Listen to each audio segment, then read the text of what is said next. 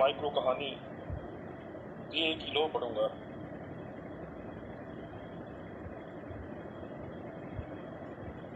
چاہت کا یہ سفر لمبا، دشوار گزار اور تاریک تھا۔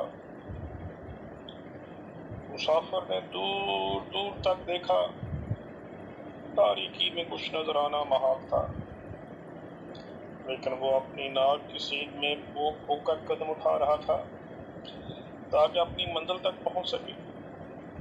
ایک رات سرے راہ وہ چند پل کے لیے ایک جھونپڑی کے پاس ٹھہرا، جہاں ایک نابینا شخص قیام پذیر تھا اور اس نے جھونپڑی کی منڈیر پر ایک دیا روشن کر رکھا تھا جس کی لو اندھیرے سے بس سے بیکار تھی۔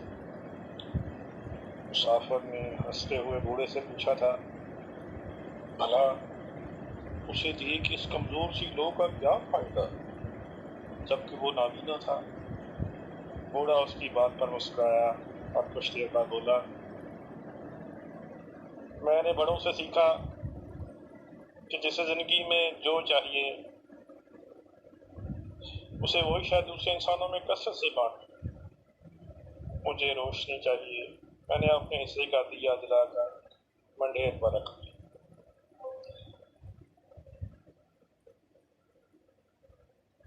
مسافر بوڑھے کے اندھے پن پر یہ سوچ کر مسکرایا کہ دیے کہ یہ کمزور سی لو ایک اندھے کو روشنی کہاں سے فراہم کر سکتی تھی۔ لیکن جب وہ چلنے لگا تو بوڑھے نے جو کہا اس پر وہ چونک اٹھا۔